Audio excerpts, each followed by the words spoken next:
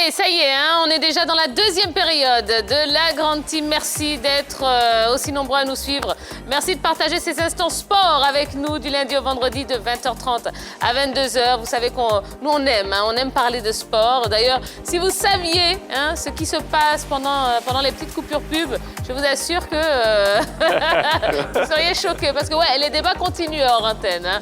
Allez, on a encore beaucoup de choses à vous proposer jusqu'à 22h. On va passer à des informations, des petits reportages super intéressants, super croustillants. Ben oui, vous savez que c'est la folie en ce moment hein, des tournois de quartier. Et bien justement, on va vous emmener au cœur de tout ce qui se passe ici dans la capitale abidjanaise.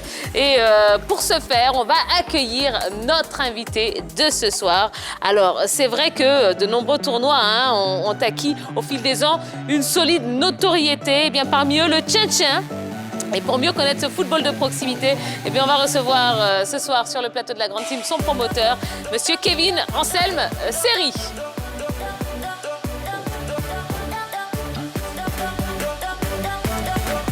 Bonsoir Kevin, comment allez-vous? Bonsoir, ça va.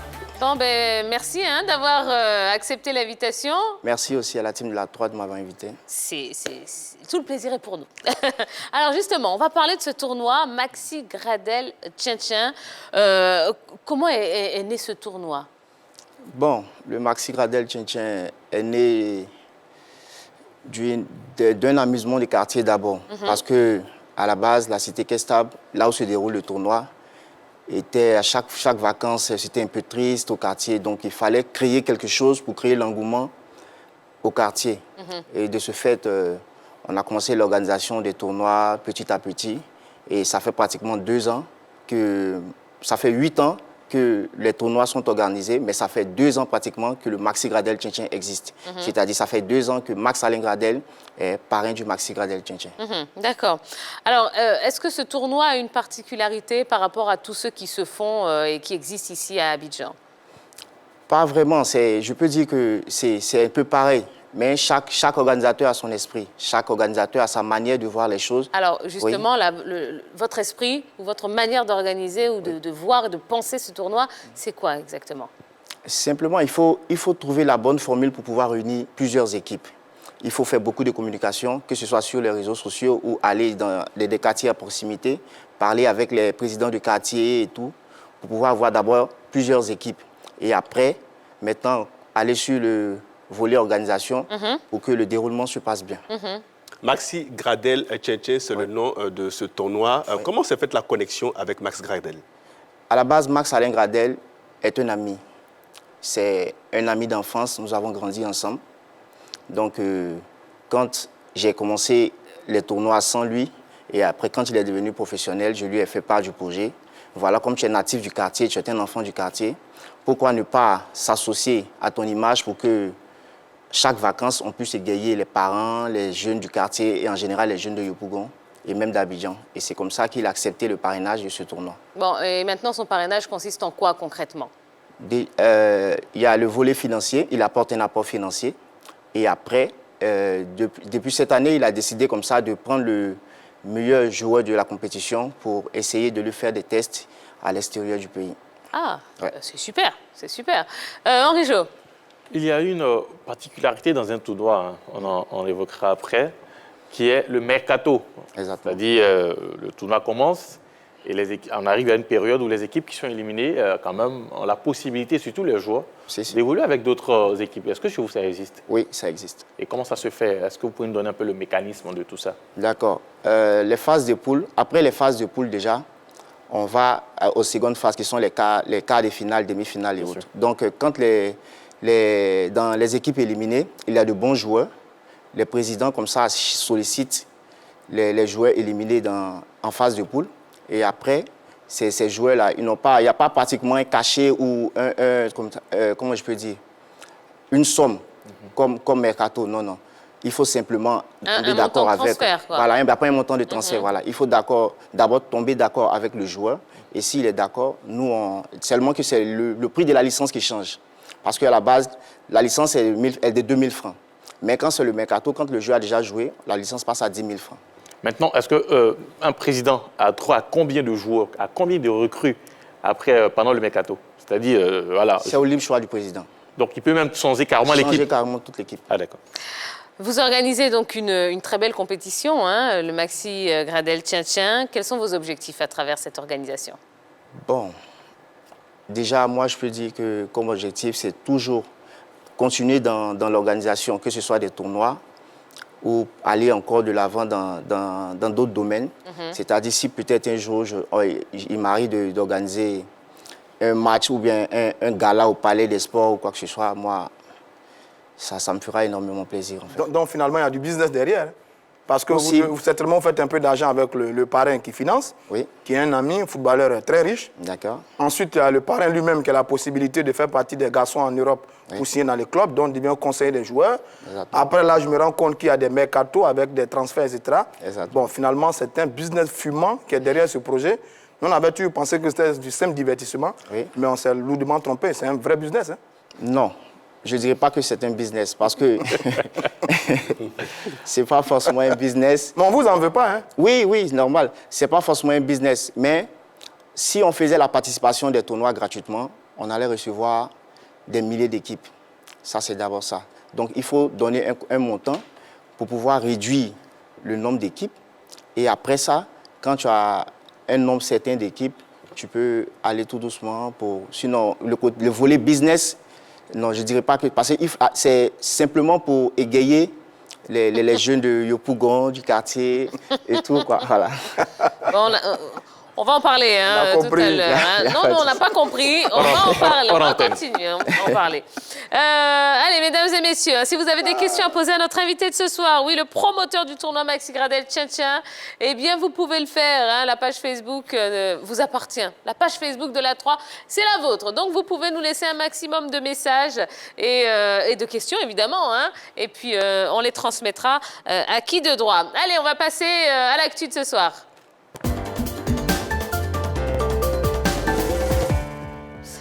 Et justement, samedi dernier, s'est joué la finale du tournoi Maxi Gradel Tien-Tien d'Orgelès Kofi et Vassiriki Bakayoko y étaient pour la grande team.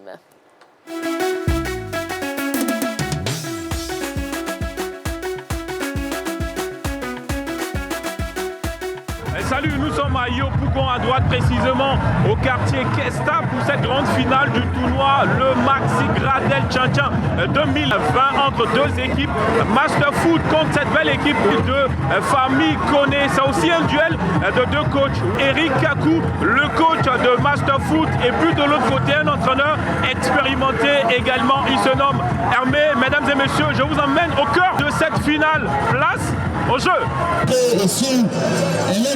C'est pas permis, voilà, on gagne toujours. Et le même maillot fétiche, M. Milanda, il se l'ennemi. Voilà, je connais que ils sont pratiquement là.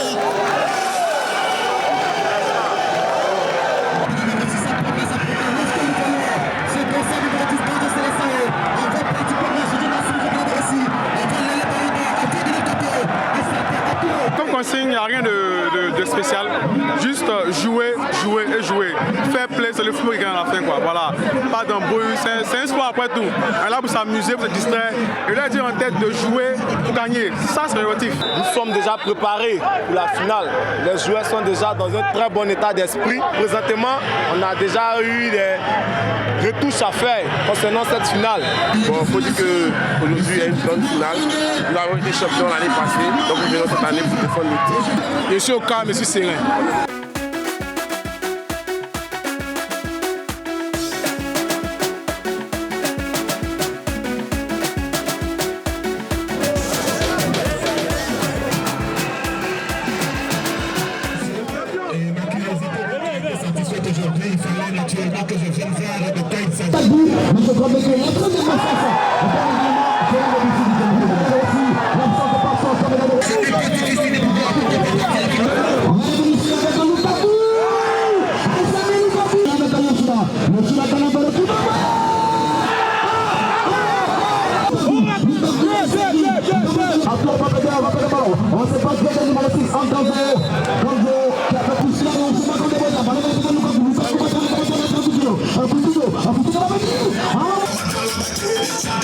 Nous sommes sommes à la mi-temps de ce match entre Master Foot et Famille Koné. Score à la pause 0-0. Les entraîneurs sont en train de remobiliser les troupes. Allons les voir. En deuxième mi-temps, on ne tombe pas dans les jeux. Hein? Même si la vie siffle, hein? Mettez-vous devant le ballon, passez du pied pour la n'importe quel moment. L'arbitre arrive du coup. On s'est dit ça. Vous comprenez? Si on n'a pas de bon poulet, on ne va jamais réussir. On reste concentré jusqu'à la fin. Reste là-bas. On va essayer les femmes. Ça va venir. C'est maintenant. Tu sais comment ça va venir. On va vieux. Vous mettez le ballon. Voilà, je sais que tu es venu là. Maintenant, un but là. Vous avez un but là. Allez, Allez, c'est parti pour la seconde période.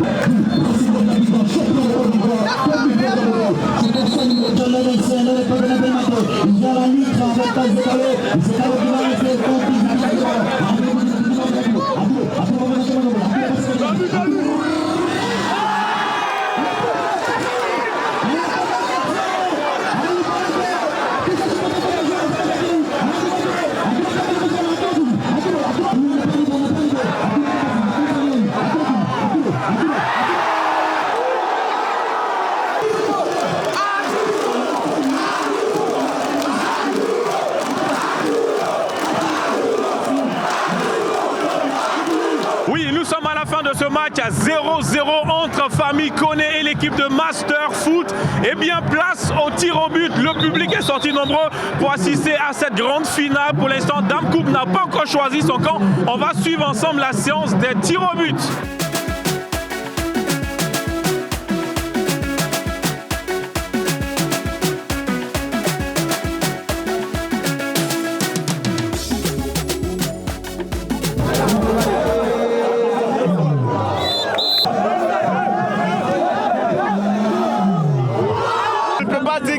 Des regrets parce que moi j'ai apprécié le match, j'ai apprécié la rencontre. Mes joueurs ont donné le meilleur d'eux. Voilà, il y a une très belle prestation pour ceux qui ont regardé le match. Les joueurs ils ont poussé, ils sont allés au bout de leur force. Et bon, la séance de tir au but, ce n'est qu'un jeu. Voilà, je ne peux féliciter mes joueurs. C'était un très beau tournoi. On a donné le maximum. L'année passée, on est sorti vainqueur. Cette année, je n'ai pas voulu. On a été vaincu, mais dans l'ensemble, on a fait une très belle prestation et puis on espère être ici l'année prochaine. C'est un sentiment de joie, un sentiment rempli d'amour et je dis merci aussi à tous ces supporters qui sont là, qui nous ont soutenus depuis le début. Et je dis merci aussi à mes coéquipiers aussi qui ont été vraiment... Nous sommes satisfaits du bilan avec deux grandes équipes qui se sont rencontrées ce soir. Et Dieu merci, il y a eu un esprit fair play, les supporters ont été indulgents et le meilleur a gagné. Pour l'organisation de cette année, je peux remercier en fait le parrain Max-Alain Gradel, remercier les parents de la cité Kestap, remercier également tous les différents sponsors pour leur appui et surtout remercier la 3 qui est venue apporter son soutien à la finale du Maxi Gradel Tchétchèn 2020. Allez, nous sommes à la fin de ce tournoi, le Maxi Gradel Tchétchèn 2020. Victoire de cette équipe Master Foot, victoire à l'arraché, on va dire, au tir au but, 3-1. Merci de nous avoir suivis, un public aussi qui est resté jusqu'à la fin. Rendez-vous à donner l'année prochaine pour la prochaine édition. Ah ben il y en a un qui a passé un bon moment, hein, apparemment. Bon, Dorgelès va arriver dans un instant pour nous donner un petit peu plus d'informations. Ah bah tout de suite. Ah, bravo. Allez, oui, ce dimanche, ce qui s'est passé à Yopougon, c'était tout simplement magnifique, stratosphérique, je peux le dire. Oui, félicitations pour l'organisation. Et puis un joueur était vraiment au cœur de ce match-là, c'est Arturo, 7 fois Coca. Mais qui est vraiment ce joueur? Oui, je vous donne son nom complet. Bada Josapha Atudi Arturo, 18 ans, 1m75, 75 kilos, oui, capacité. Il est capable, oui, de dribbler, de marquer, il a la maîtrise du ballon. Et puis, il faut le savoir qu'il est né, oui, à Dabou, précisément dans le village d'Akakro. Il a commencé à jouer au football dans son quartier d'enfance, c'est à Yopougon, Toit-Rouge. Son modèle, Thiago Alcantara, le joueur, oui, qui veut le signer à Liverpool. Son équipe préférée, le Real Madrid. Je ne me suis pas ennuyé, en tout cas, ce week-end. Je vois ça, je vois ça. Hein, c'était bien? C'était bien, c'était bien. Ouais. Félicitations. Qu'est-ce que vous nous avez ramené comme cadeau de là-bas? Bon, ce sont ces images. Voilà. Vous savez que nous, les femmes... Vous avez joué après? On n'a pas eu le temps, la prochaine fois. Bah allez, réaction quand même, hein, suite à ces images. Je suis émerveillé par l'engouement avec le public. Je dis très proche du terrain, qui donne de la voix, qui encourage les 12 acteurs, parce que c'est 6 joueurs par équipe, donc 12 acteurs sur le terrain. Un match intense, très physique, avec beaucoup de technicité. C'est ce que je retiens de ces images et c'est vraiment intéressant à voir. Henri Jo. Et moi, je suis, comme Boris, je suis émerveillé aussi par cette finale que nous venons de voir avec les images de Dodgeless et de son équipe, et puis surtout de la réussite dans l'organisation de ce tournoi, parce que la plupart du temps, des saisons de tournoi ne vont pas jusqu'à la fin, hein, parce que quand une équipe réussit à marquer au coup du jeu, ça devient tout de suite plutôt de la bagarre, des jets de pierre. Mais avec ce tournoi-là, ils sont allés jusqu'à la fin. Et moi, c'est ce que j'ai envie de dire. Je dirais félicitations à l'organisateur. Alors, Kevin, comment est-ce que vous expliquez l'engouement qu'il y a autour de ces tournois de proximité? Bon, je peux dire que c'est d'abord... Pendant les vacances, les gens ont plus envie de s'amuser. Donc, ils sont en vacances après l'école, il faut trouver une distraction. Donc l'engouement, ce qui fait que les gens sont plus accentués sur les tournois du quartier, c'est qu'ils n'ont pas d'autres préoccupations. Quand je dis d'autres préoccupations, ils n'ont pas... D'autres activités? D'autres activités. Non, pas d'autres activités. C'est juste le timing qui fait la différence. Exactement. C'est le timing. Pourquoi? Parce qu'après les cours, on a un mois de vacances pratiquement. Et comment meubler, déstresser aussi. Comment déstresser, comment donner de la joie aux jeunes du quartier. Il faut pouvoir les réunir autour d'un tournoi de football. Non, mais il y a beaucoup d'autres raisons quand même. Oui. Vous savez que le petit poteau, c'est culturel maintenant. C'est une valeur nationale, c'est un peu sociétal cette affaire-là. Deuxièmement, il y a la fidélité. Chaque année, même endroit, même époque, on a ça. Oui. Et puis en plus, il y a le spectacle. Voilà, la qualité et le spectacle. Et quand tout ça est associé à un nom qui est Gradel, forcément on a du succès. Donc c'est une affaire qui court sur des années et dans différents secteurs d'activité. C'est un phénomène, ce n'est pas seulement une occupation des vacances. Nous tous, on a joué au Petit Poteau. Là, j'ai envie d'avoir 16 et 17 ans, 18 ans pour repartir là-bas. Oh, c'est extraordinaire ça. Donc c'est culturel, c'est une valeur nationale. L'équipe de la 3 a une équipe de foot. Ouais. Mais bon, non, Diego a pris de l'âge. On n'a pas encore vu. Diego a pris de l'âge. C'est vous, Diego? Ouais, Diego. Ah bon, d'accord, merci. Alors, c'est vrai qu'on parle beaucoup des joueurs qui performent pendant ces tournois. On oublie aussi les entraîneurs qui sont là, qui font quand même un gros travail. Mais est-ce que ces entraîneurs ont un impact sur le jeu de leurs joueurs? Bien sûr, les entraîneurs ont un impact, c'est-à-dire de la composition d'équipe jusqu'à peut-être à la finale, par exemple. Comme ce que nous venons de voir là, l'entraîneur, il est très, très important parce qu'on ne choisit pas n'importe qui, on ne choisit pas tout le monde pour former une équipe. Déjà, du backman, j'explique un peu, le backman, c'est celui qui se trouve dans les poteaux, mais la différence par rapport au football, c'est qu'il n'a pas le droit de toucher le ballon avec la main.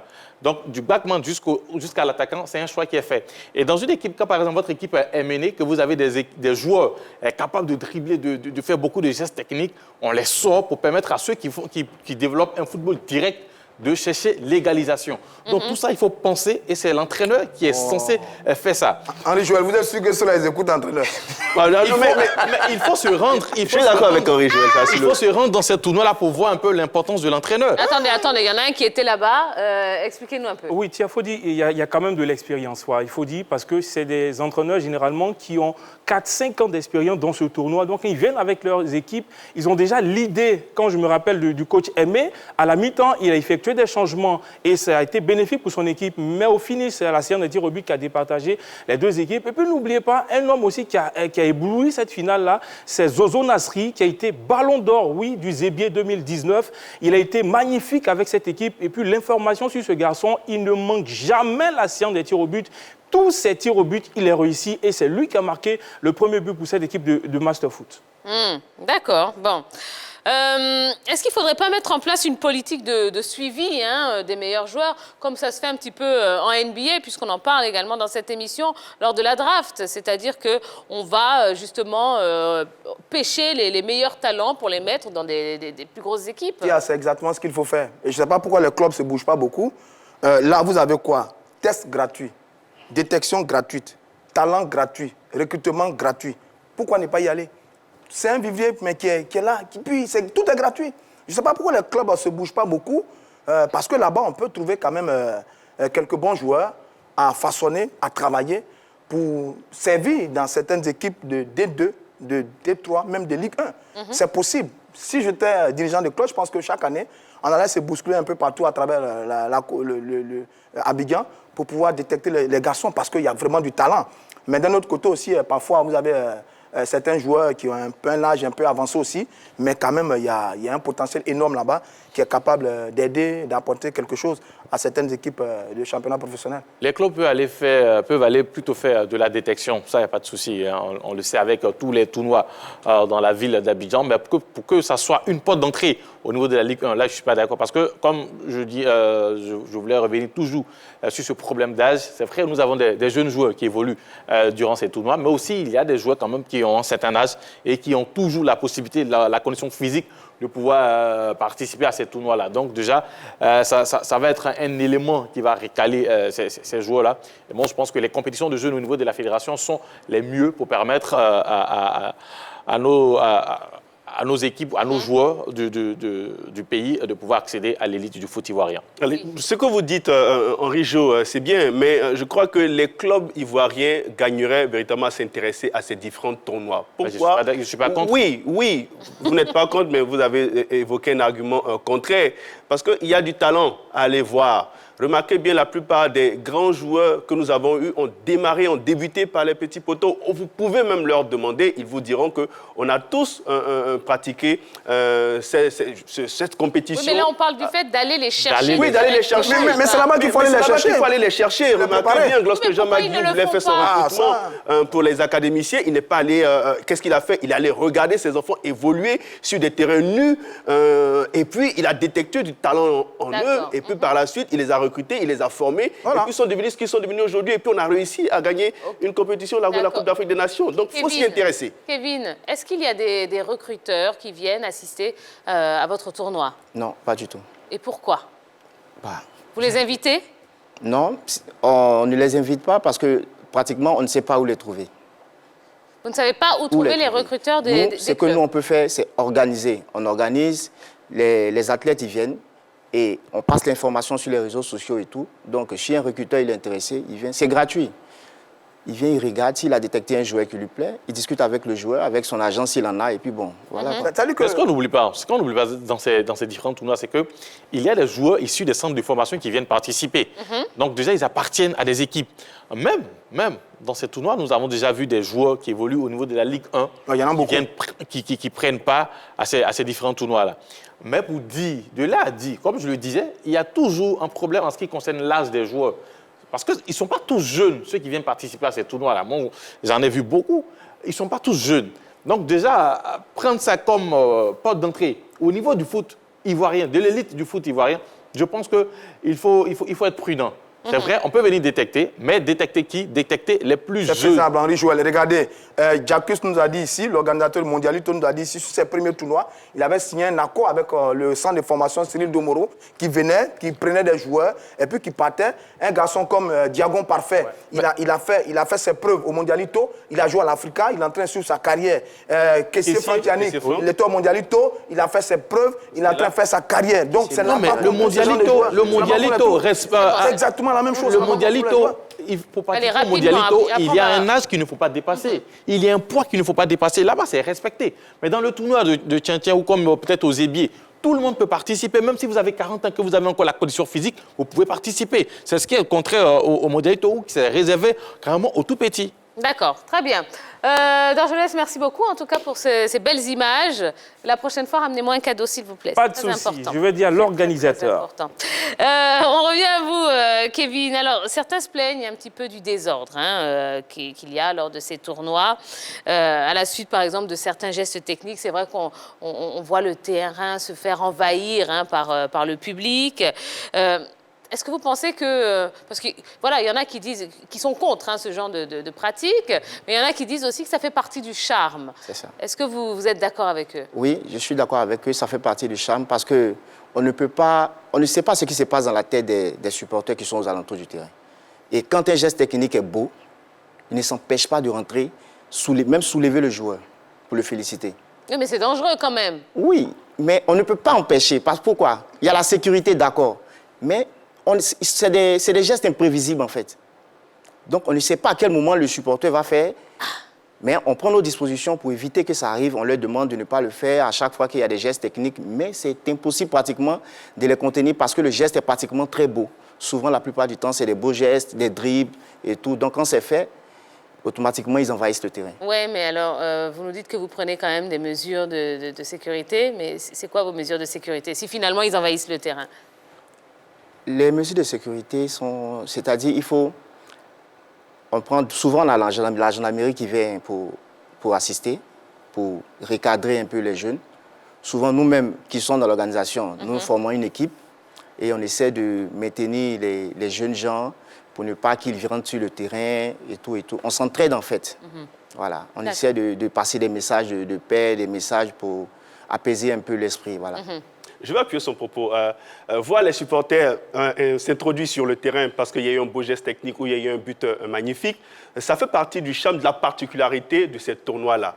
Et ça me rappelle un peu le football anglais où les gradins sont très proches de la pelouse. Et lorsqu'il y a la fin du match, ou même parfois, en plein match, on voit un supporter qui sort des tribunes et qui vient sur le terrain parce qu'il a vu son idole sur ce terrain-là. Souvent dénudé. Dénudé en plus. Mais ça n'empêche pas le football de se produire. Et au haut niveau, d'ailleurs, on voit ça. Donc, ne soyons pas surpris de ce qui se passe aussi sur nos stades ici en Côte d'Ivoire. D'accord. Alors, Kevin, on va revenir aux choses très, très sérieuses. Que gagnent les équipes qui participent à votre tournoi?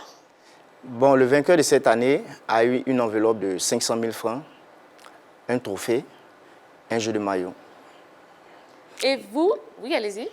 L'équipe perdante a eu un jeu de maillot et une enveloppe de 300 000. Le meilleur buteur a eu un trophée et l'équipe fair play a eu un trophée. D'accord. Bon, vous, qu'est-ce que vous gagnez? Moi, ça ne fait que me faire plaisir. Les équipes où participer cotisent combien? 30 000 francs par équipe. Cette année, on a eu 20 équipes. Si je veux budgétiser 20 équipes, ça fait 600 000 francs. Oui. Donc, on allait au-delà de ce qu'ils ont cotisé. Vous avez l'appui aussi de Mas Gradel? Oui, l'appui de Mas Gradel. Et, comme je dis, ce n'est pas forcément l'appui financier. Et la vente des chaises? Ah, d'accord. Oui. On a tous les docs. Les chaises sont vendues 2 000 à 5 000. Les places sont réservées. Oui. Le parrain donne beaucoup d'argent. Son nom est bien vendu, bien associé à l'événement. Vous ne mettez pas un seul copec dedans, mais à la fin du tournoi, vous avez le sourire. On vous a vu là. Vous avez un live sourire là, après le tournoi. Oui, mais c'est beaucoup d'efforts. Oui, c'est juste quand même. C'est beaucoup d'efforts. Parce qu'il faut pouvoir être calme, maîtriser les équipes. Il faut pouvoir prendre beaucoup sur soi. C'est beaucoup d'efforts qu'on fournit pour que ce genre d'événement puisse réussir. Mais on apprend d'ailleurs que certains buts sont rémunérés. Il y a des gestes techniques qui sont payés. Et sur le champ, quand certains garçons font des choses extraordinaires, quelqu'un dans le spectacle soit une enveloppe pour dire bravo champion. Il y a souvent des gens qui viennent regarder, qui disent le premier but du match à 50 000. Waouh! D'autres, quand ils disent, dès que le joueur, même le joueur est sur le banc de touche, il dit dès qu'il rentre sur l'aire de jeu, il a 10 000 francs. Parce que celui veut voir jouer. Oh là là. Dès qu'il fait un geste technique qui lui plaît, il vient prendre 10 000 francs. Oh là là là là. Voilà, donc. Bon, allez, on n'a pas fini de vous emmener en immersion dans ces tournois de quartier. On va parler maintenant du Zébier. Et oui, ce mercredi, le Zébier était à son dernier quart de finale. Que s'est-il passé? Magat et Béatrice Quadio y étaient, toujours pour le compte de la grande team. Il est 15h35, soit 30 minutes avant le début du dernier quart de finale du tournoi Zébier, devant opposer la Dream Team à Mimi FC. À l'heure des échauffements, aucune des deux équipes n'est présente sur le terrain. Renseignement pris, aucune des deux formations n'a voulu arriver avant l'autre. Suspicion oblige. 15 minutes plus tard, les équipes arrivent pour l'échauffement.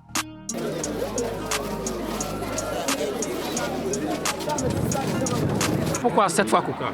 7 fois Coca, c'est un surnom donné par mes amis du quartier à cause des petits ponts. Ils doivent nous faire défier, c'est vous gagnez par la maison. C'est à cause des fins de tir là, quand ils fin de frappe, on m'appelle décharger plus tôt. Bon, mais avec beaucoup d'adrénaline, bon, on essaie en quelque sorte d'être optimiste. Voilà, on espère, sinon on veut et on va gagner. Puis vient le temps du contrôle des licences. Tout le monde est prêt, direction la pelouse. Que dis-je, le terrain sableux de Yopougon-Selmer. Le stade refuse du monde, c'est noir de monde. Le match comptant pour le dernier quart de Zébier peut commencer. L'équipe de Dream Team, grandissime favori du tournoi, est en blanc. Face à elle, la surprise de ce tournoi, Mimi FC de Debordoling Kunfa, l'artiste chanteur du coupé décalé. Les hommes à suivre sont Arturo 7 fois Coca de la Dream Team et Salif déchargé de Mimi FC.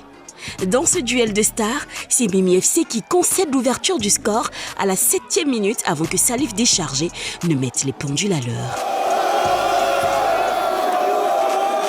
Au terme de cette rencontre, c'est Mimi FC qui va s'imposer. Score final 2-1 avec un but et une passe décisive du supersonique Salif déchargé qui sera porté en triomphe.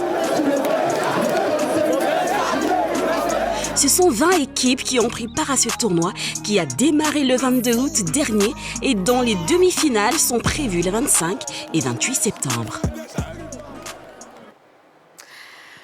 Alors, quand vous voyez ces images, qu'est-ce que ça vous inspire? Allez, c'est la folie, j'ai envie de dire, parce que franchement, l'engouement est total. Les supporters font en véritable immersion, surtout, ils font bras le corps avec les différents acteurs sur le terrain. Ils donnent de la voix, ils sont joyeux. Il n'y a vraiment rien à dire, c'est tout simplement magnifique, très beau à voir.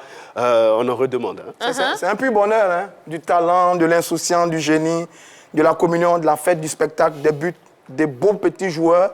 C'est vraiment un pur bonheur. On a envie de passer du temps là-bas et tous ceux qui ont été sur le terrain ont vraiment pris du plaisir.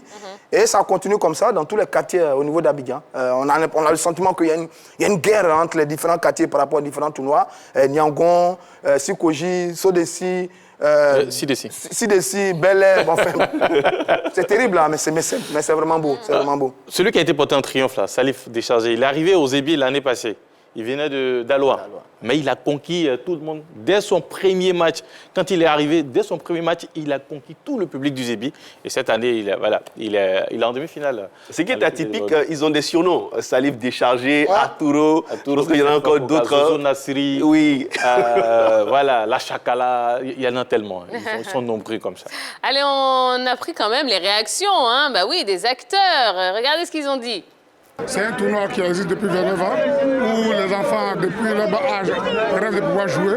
Mais c'est pas normal. C'est tout à fait normal que cette passion puisse prévaloir. C'est un tournoi qui a connu presque toutes les gloires du championnat national, sinon même du football Copa international. Parce que tous ces joueurs ont joué ici. Je vais parler même de Copa. Bon, je vais parler des anciens, Kalou Bonaventure. Aujourd'hui, lui peut pouvoir m'aider avec la nouvelle génération. Il y en a beaucoup, les Dumas, ça a été tout passé ici. Puis on va remporter ce Zébier. On va remporter cette année, c'est sûr. L'équipe de Bordeaux a gagné, vous êtes content? Oui, je suis fier même. Je suis fier, je suis content même. Ah, mais quelle ambiance, c'est magnifique, c'est magnifique. Alors, c'est vrai qu'il y a quand même quelques joueurs hein, qui arrivent je dirais, à briller dans ce genre de tournoi, à tirer leur épingle du jeu hein, et à signer quand même dans des clubs de l'élite ivoirienne. Mais pourtant, ils n'ont pas ce même rayonnement en club. Comment est-ce qu'on peut expliquer ça, Kevin? Bon, les tournois de Maracana et comment je peux dire, les grands professionnels sont très différents. Ils sont très différents. Au niveau même du jeu. Parce que le Maracana, c'est des jeux réduits. C'est des jeux réduits. Donc, un joueur de Ligue 1 ou bien un joueur de foot professionnel, souvent même, ils ont des difficultés de s'adapter au jeu de Maracana. Quand ils n'ont pas joué quand ils étaient tout petits. Mais quand ils ont joué quand ils étaient tout petits, c'est un peu facile de s'adapter au football professionnel. Tout de suite, je donnais un nom, la Chakala. Son vrai nom, c'est Atu Saoui. Il y a des années de cela, il avait signé à la JCA. Et tout le monde le connaît, tout Yopougon le connaît en tout cas. Et quand il est arrivé à la JCA, on pensait avoir le même Arthur Arturo Chakala qu'on avait du côté de Yopougon, mais ça n'a pas été l'effet escompté. Parce qu'il y a la transition qui souvent ne suit pas. Du petit poteau au football classique, souvent, comme il le disait, il y a une très grande différence et d'autres n'arrivent pas à s'adapter. Par contre, il y a d'autres qui en ont réussi. Il a évoqué Kalou Bonaventure, mais déjà, j'ai une bonne liste, notamment avec Joshua Pacom, qui aujourd'hui est passé par Gagnoa et qui évolue à l'Africa. Il y a Kango Simon, qui est du côté de Gagnoa.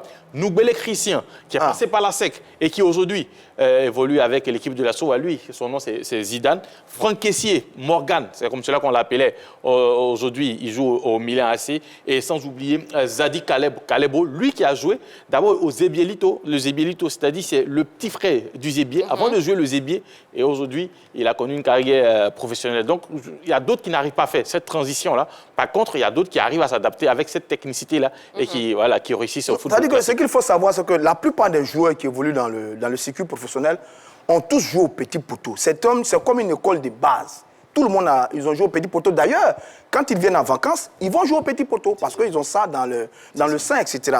Mais ce n'est pas la même réalité. Hein.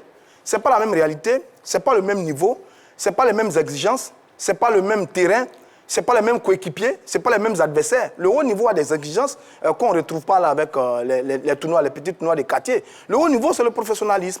Vous devez travailler comme un professionnel, jouer comme un professionnel, vous adapter à des règles de jeu, vous adapter à un système de jeu, vous adapter à des exigences par rapport à des coéquipiers, à un environnement. Vous avez des adversaires qui sont au plus forts, peut-être aussi forts que vous, etc.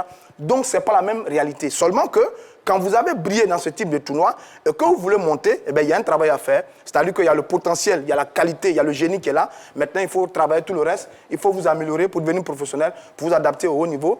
Mais en tout cas, ce n'est pas la même réalité. D'accord. Alors, c'est vrai que le Zébier fait partie de ces tournois de quartier qui ont des sponsors, qui ont des annonceurs.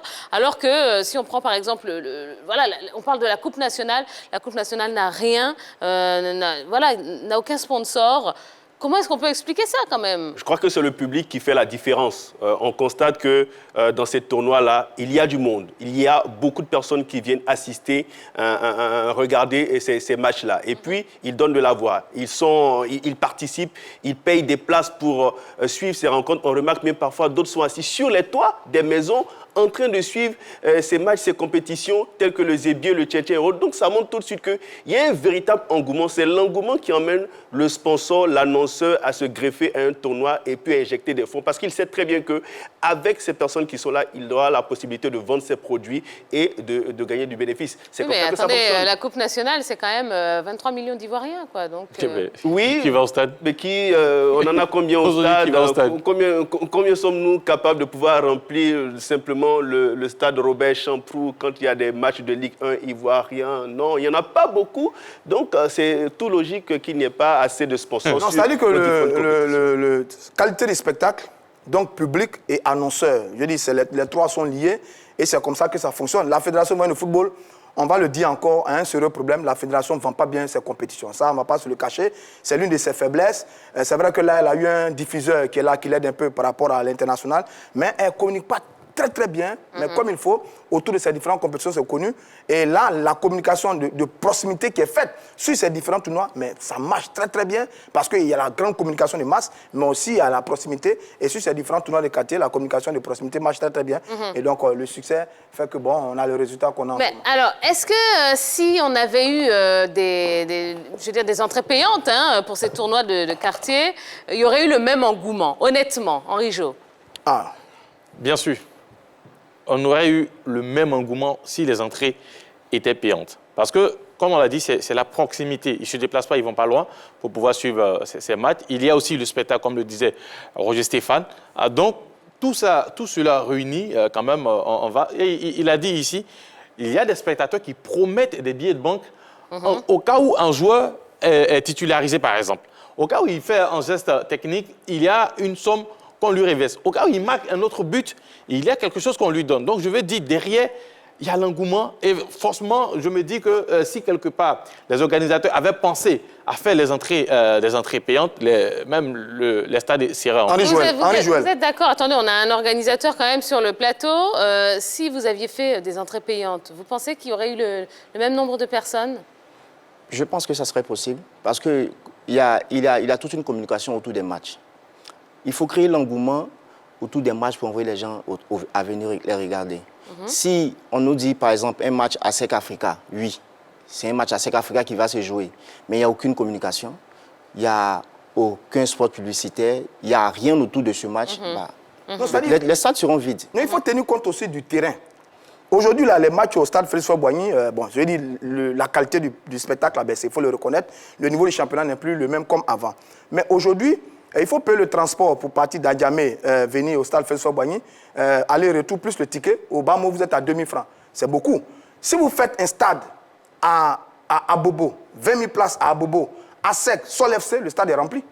Si vous faites un stade 20 000 places à Yopougon, plein cœur de Yopougon, Africa, FC Yopougon, mais le stade est rempli. D'où la proximité. Donc, c'est la proximité.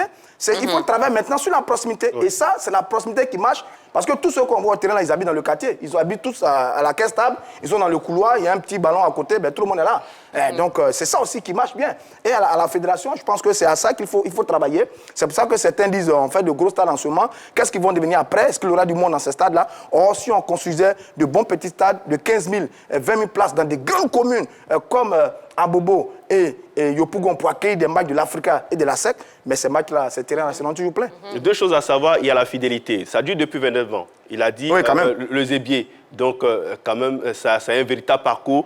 Et chaque année, les spectateurs s'attendent à découvrir de nouveaux talents. C'est là aussi qui attire, c'est ce qui amène les supporters chaque saison à venir et à suivre cette compétition parce qu'ils sont toujours sûrs et certains que cette saison, on découvrira un nouveau joueur qui va étaler son talent, qui va éclabousser, qui va nous faire plaisir durant ces vacances. Donc, il faut aussi ne pas oublier les talents qu'il y a dans ces compétitions. C'est la raison pour laquelle on demande au club d'aller suivre ces compétitions-là, ces tournois de quartier, pour qu'ils puissent recruter ces joueurs et les emmener dans la Ligue 1 ivoirienne pour que ceux qui sont dans ces quartiers-là se déplacent pour aller suivre les matchs du championnat. D'accord. Alors, Kevin Anselme, Série, il nous reste quelques minutes à passer en votre compagnie.